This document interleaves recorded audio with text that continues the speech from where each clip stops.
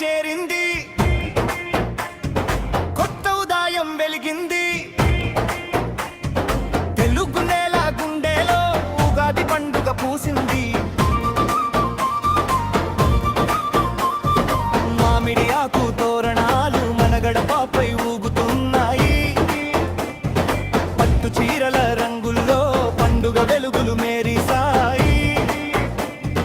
అమ్మ చేతి పచ్చడిలో ఆరు రుచుల జీవగానం, తీపి చేదు కలిసినప్పుడు జీవితానికి అర్థం. పంచాంగం చెప్పే దారిలో కొత్త ఆశలు కనిపిస్తాయి.